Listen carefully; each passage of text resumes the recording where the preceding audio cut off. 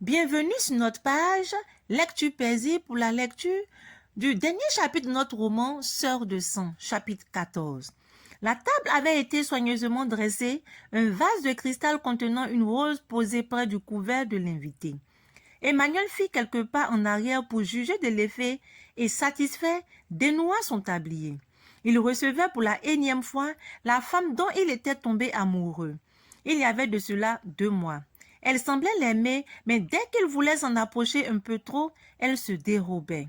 On aurait dit un chat échaudé. Que s'était-il passé dans sa vie qui l'ait traumatisé à ce point? C'était sûr. Elle avait un secret qu'elle n'entendait partager avec personne.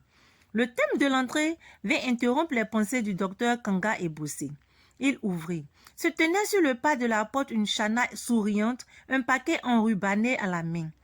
Emmanuel l'attira à l'intérieur et l'enlaça, après avoir déposé le paquet sur le bord de la table à manger. Il se mit à s'embrasser. Chana fut la première à se dégager. Habitué à ses manières, Emmanuel ne dit rien, se contentant de suspendre le manteau dont il n'avait pas débarrassé sa visiteuse avant son accueil plus que chaleureux. Emmanuel Kanga Ebossé entraîna Chana au salon dans le grand canapé de cuir et s'assit près d'elle. Il souriait encore et la magie en saisit Chana.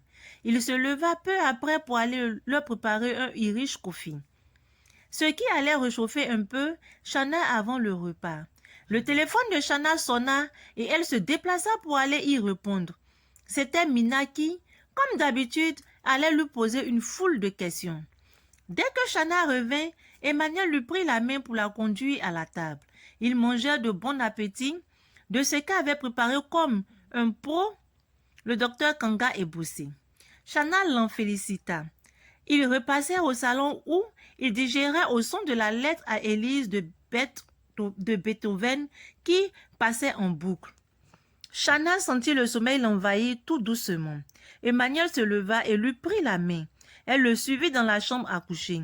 Il la déchaussa et la mit au lit. Chana s'endormit aussitôt. Penché sur elle, Emmanuel la regardait intensément. Jamais il n'avait voulu une femme autant que celle couchée sur ce lit et qui se refusait à lui chaque fois qu'il avait tenté d'aller plus loin qu'un baiser. Lorsque Chana se réveilla, Emmanuel était couché à ses côtés, le regard fixé au plafond. Il réfléchissait, c'était évident. Chana se déplaça et posa sa tête sur sa poitrine. Il sourit et l'entoura de son bras. Sans vraiment réaliser ce qui était en train de leur arriver, Chana et Emmanuel se retrouvaient nus dans les bras l'un de l'autre, prêts à passer à l'acte. Prise de panique, celle-ci tenta de s'échapper. Mais il refusa de la laisser faire cette fois-ci. Des lames d'impuissance descendirent des joues de Chana qui suppliait Emmanuel du regard. « Pourquoi, Chana?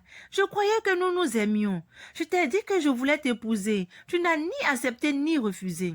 Que se passe-t-il, chérie? Pourquoi veux-tu me faire souffrir? Pardonne-moi, mais je ne peux ni t'épouser, ni même avoir des rapports intimes avec toi. Emmanuel n'insiste pas, parce que c'est impossible. Si, j'insiste. Et si tu ne me dis pas les raisons de ta réticence, je ne te lâcherai pas. Il n'est rien ni personne qui pourrait m'empêcher de t'aimer et de faire de toi ma compagne pour la vie. Je t'aime, Chana. Rien ni personne, eh bien, tu l'auras voulu. Je suis séropositive. Et alors, nous pourrions utiliser un préservatif, j'en ai toujours. Mais ce n'est peut-être pas vraiment la peine car je suis comme toi. Je voulais t'en informer le jour où tu me donnerais la réponse à ma demande en mariage. Mais le sort en a décidé autrement. Chana faillit s'évanouir. Comme elle, il voulait dire qu'il était séropositif lui aussi. Oh, grand Dieu! Elle s'agrippa à Emmanuel. Ils pouvaient s'aimer. Il n'y avait pas de crainte à avoir, même si le préservatif se déchirait. Comme elle, non, c'était trop beau pour être vrai. Pour la première fois depuis sa mésaventure avec Hector, Chana s'abandonnait à un homme par amour.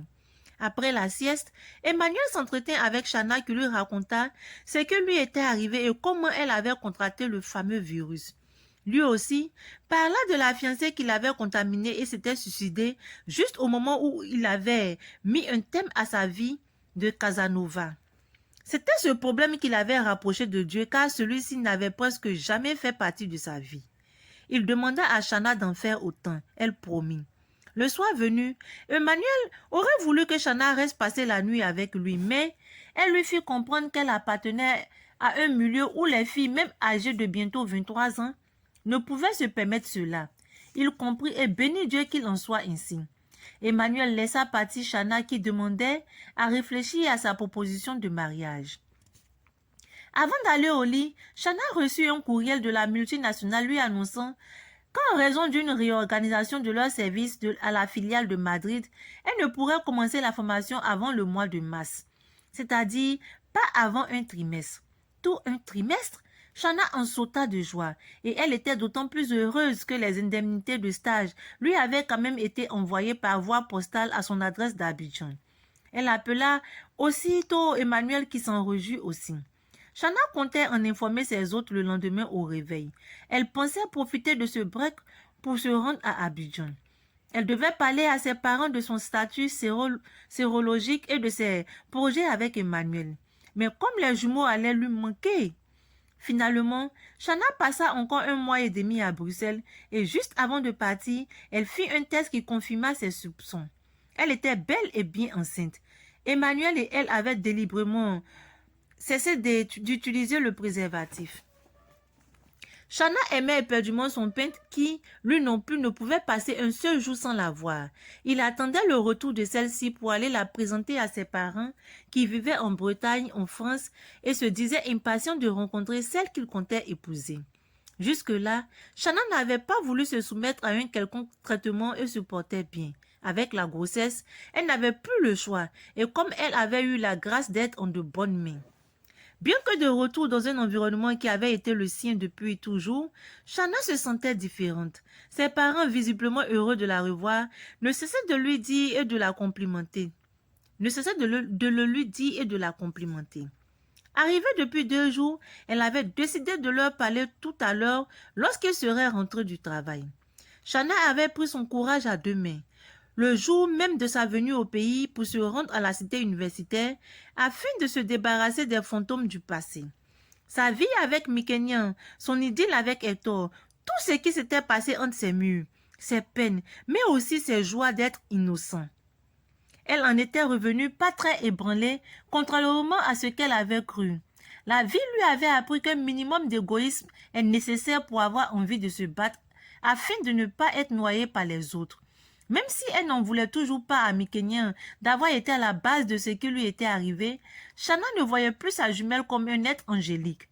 Des choses qui autrefois n'avaient été à ses yeux que des détails lui apparaissaient à présent dans toute leur nudité, leur laideur.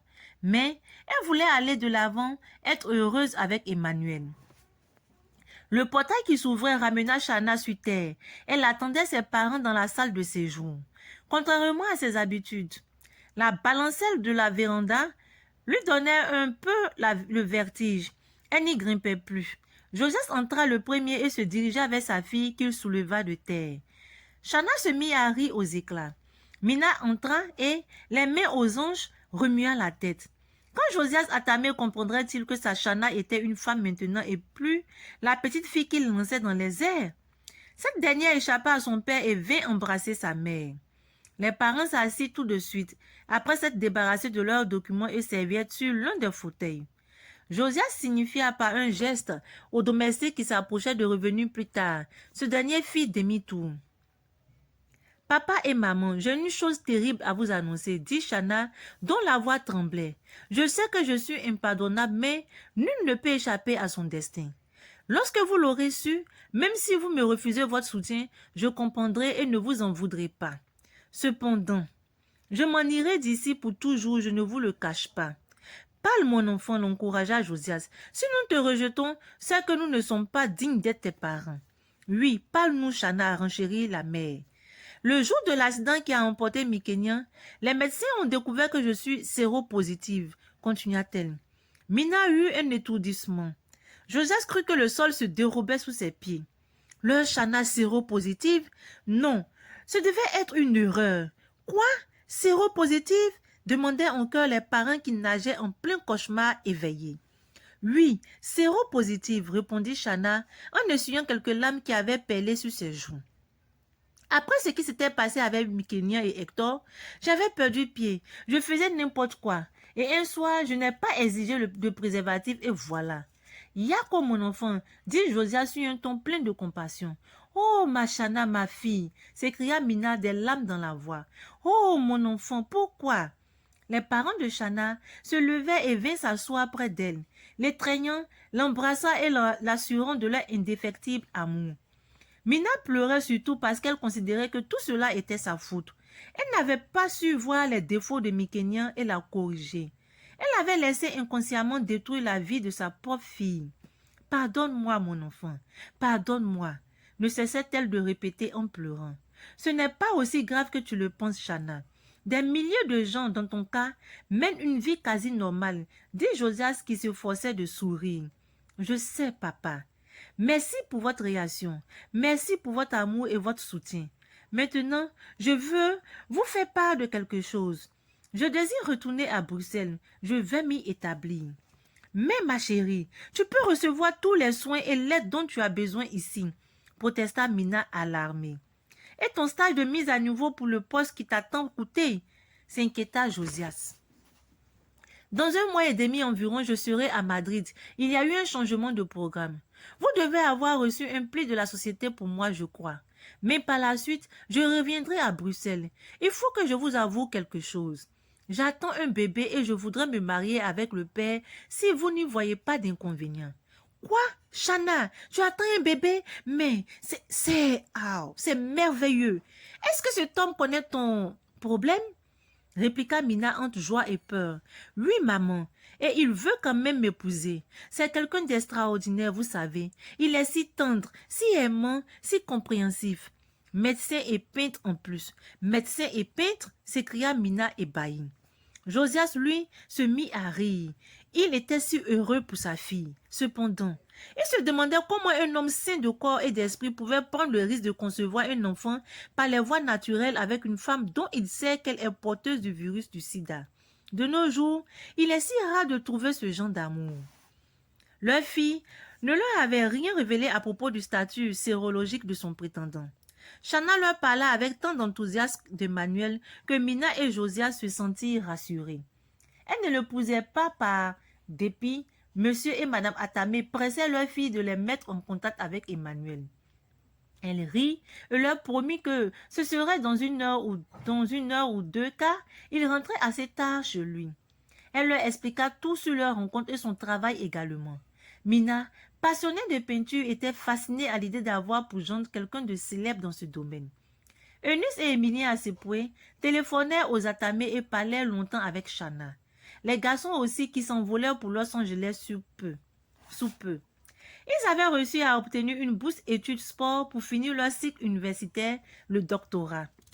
Mina se sentait un peu délaissée par ses fils qu'elle n'avait, pour ainsi dire, pas vu grandir. Maintenant que sa Mykénia s'en était allée, ses yeux s'ouvraient sur le monde autour d'elle, constata-t-elle avec un soupçon d'amertume.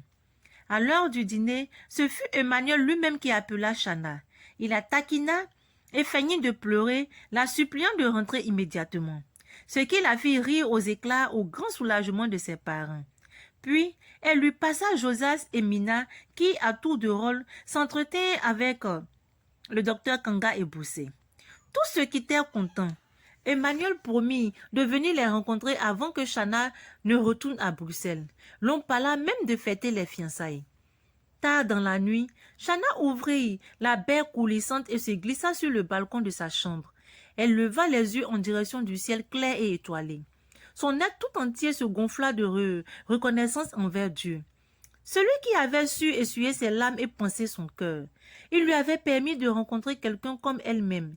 Elle portait dans son sein le fruit de leur amour. Et très bientôt, ils allaient se marier et former une famille dont le bébé serait séronégatif grâce au progrès de la médecine. Mais aussi grâce à l'amour, à la compréhension et au soutien sans faille des leurs. Ainsi se termine notre chapitre 14 qui marque la fin de notre roman « 100 sœurs de sang ». Et vous, qu'avez-vous retenu de ce chapitre? Moi, je vous dirais que ce roman est un roman qui parle un peu de tout. Ça parle de la relation qu'on peut avoir avec une sœur. Ça parle de la relation qu'on peut avoir avec une amie. Et ça nous parle aussi du VIH-Sida. Et oui, c'est vrai. Nous avons eu tous des amis à un moment donné de la vie. Nous nous sommes séparés de certains. Car oui, on peut rentrer dans une amitié avec toute la naïveté possible, avec toute la confiance possible, mais deux fois, les choses ne sont pas ce qu'elles sont. C'est-à-dire, toi, tu peux rentrer avec un amour infini pour ton amie, et elle, de son côté, elle rentre dans ta vie avec un calcul. C'est quelque chose que j'ai compris dans ma vie. Certaines personnes s'approchent de vous à un moment donné de votre vie pour avoir quelque chose de vous. Et après, quand on se rend compte de la vraie nature de cette personne, on reste vraiment dessus. Et c'est vrai. Mais ce que je retiens aussi, c'est que à toute chose, malheur est bon. Car qu'est-ce qui prouve que Hector était le meilleur, en tout cas le meilleur mari pour Shanna? Il a fallu qu'il puisse succomber au charme de Mykénia pour qu'elle puisse se séparer d'Hector. Et aujourd'hui, elle rencontre l'homme de sa vie. Et c'est le parfait homme dont elle avait besoin. Des fois, lorsqu'on a un chagrin, on pense que tout va mal pour nous. On en veut à la terre entière. On ne décolère pas. On maudit même la personne avec qui on a pu se tromper. Mais il s'avère que des fois, il est important pour nous de passer par ce genre de situation pour apprécier la vie et pour rencontrer l'homme qui nous est destiné. Et moi, c'est ce que je retiens de ce roman. Deux fois, lorsque une relation ne marche pas, il ne faut pas qu'on se lamente qu'on en veut à la terre entière. Cette relation n'est pas faite pour nous. C'est ce que nous devons tirer de cela. Et le VIH-Sida fut un moment où on en parlait beaucoup de ce virus-là. C'est vrai que ce roman n'est pas un roman de maintenant, c'est depuis 2014, mais à cette période-là, le VIH-Sida faisait rage. Et ce roman permet aussi de faire une sensibilisation, dire aux personnes qui sont atteintes de cette maladie qu'on peut avoir une relation, même en étant porteur du VIH-Sida. On peut même avoir un enfant en suivant le traitement AZT, mère-enfant, qui empêche la contamination de l'enfant que l'on porte. Et oui, Regina Yao, comme d'habitude, sait le faire. Elle sait écrire des romans vraiment qui transportent, des romans qui traitent des histoires réelles, des romans qui traitent des histoires de la vie, des histoires vécues. Et pour parfait, elle nous fait ici une sensibilisation à l'endroit du VIH-Sida. C'est ce que je retiens de ce roman. Et vous, qu'avez-vous retenu de ce roman? Qu'avez-vous pensé des comportements de Shanna et de Mykénia ainsi que de Mina et de Nice? Qu'est-ce que vous avez tiré comme leçon? J'aimerais bien avoir vos avis. Je vous demanderai aussi de partager abondamment, en tout cas, ce chapitre-là, afin qu'il puisse être su de plusieurs personnes. Car nous lirons assez de romans sur cette page-là. Donc, abonnez-vous massivement et likez cette vidéo. Je vous dis à très bientôt avec une nouvelle histoire. Bye!